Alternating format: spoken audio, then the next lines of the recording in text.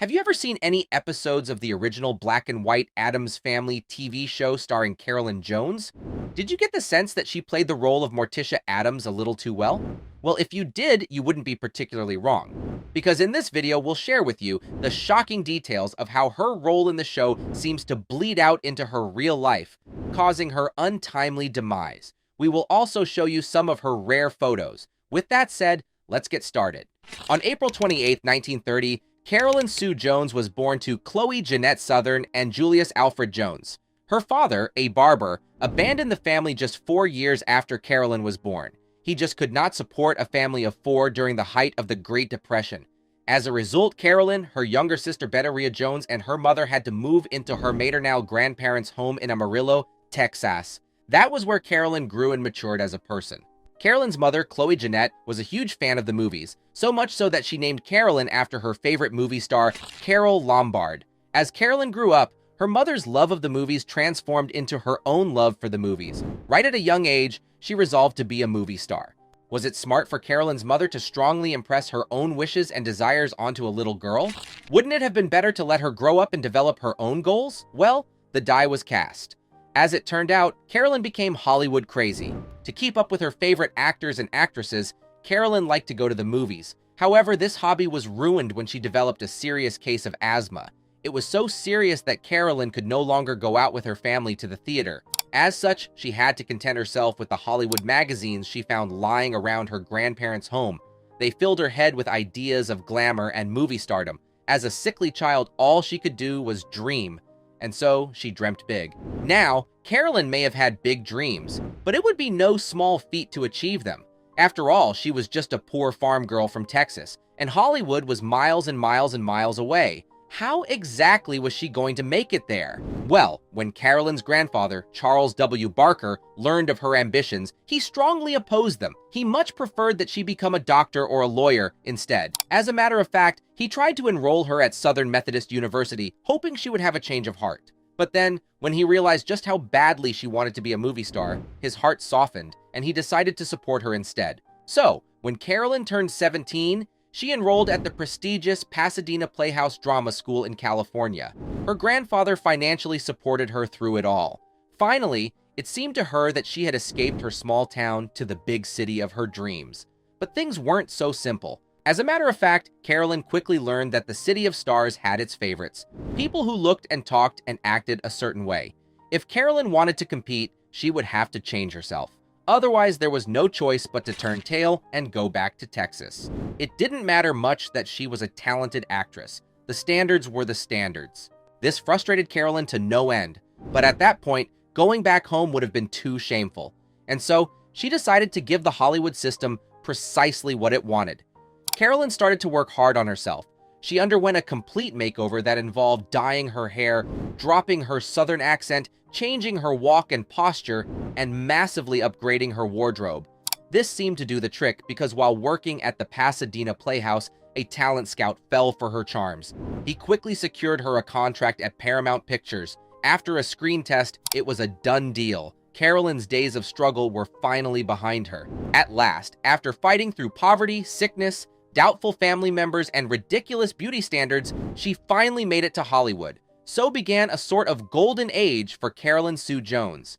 Under her contract at Paramount, she was to appear in both movies and TV shows.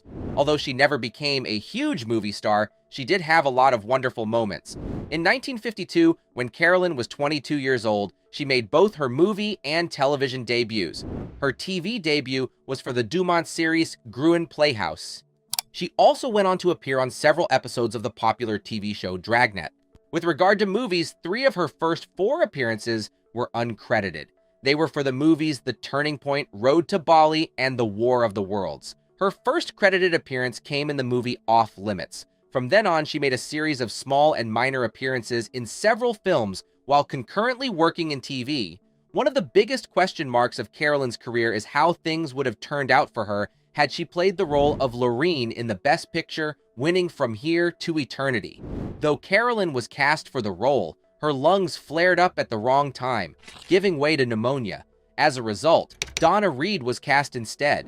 Reed then won the Academy Award for Best Supporting Actress. This was a significant boost to her career.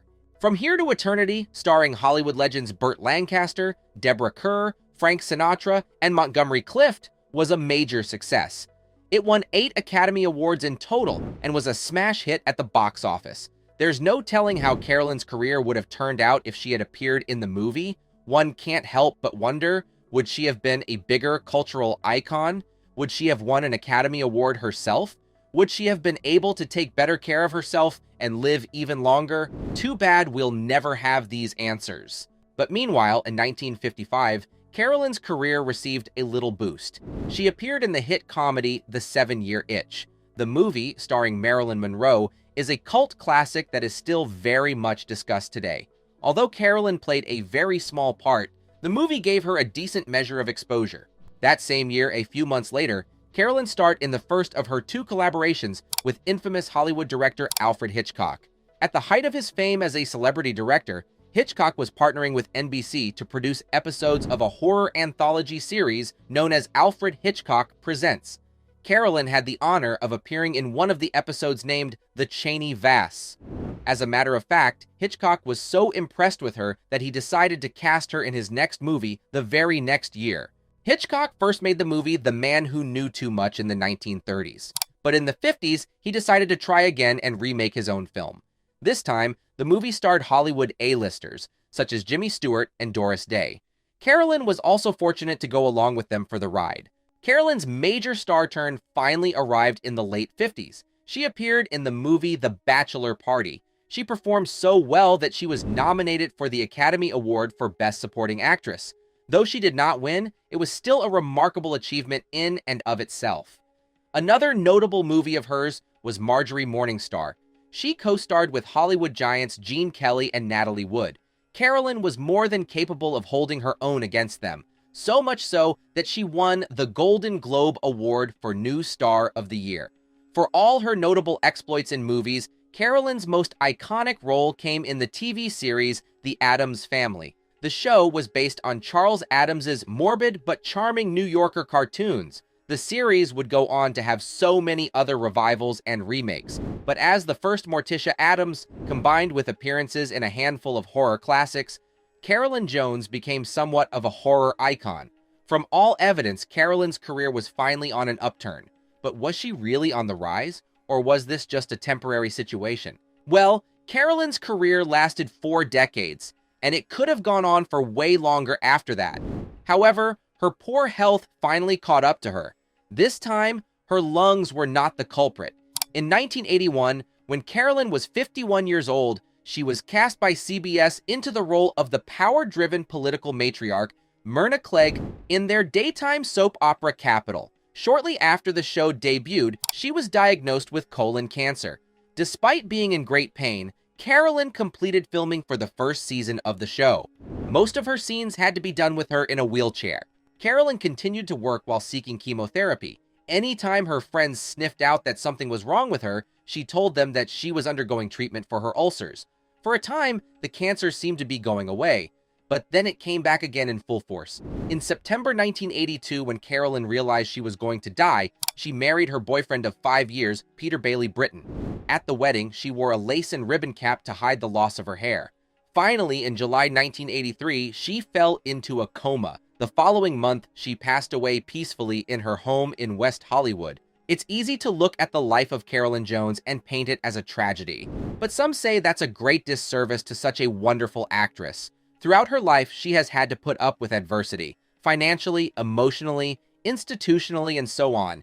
Even so, even though her career never hit the highs it should have, what she achieved in her lifetime is incredible. This has been the story of Carolyn Jones, a poor farm girl from Texas who went to Hollywood and lived out her dreams of being a movie star.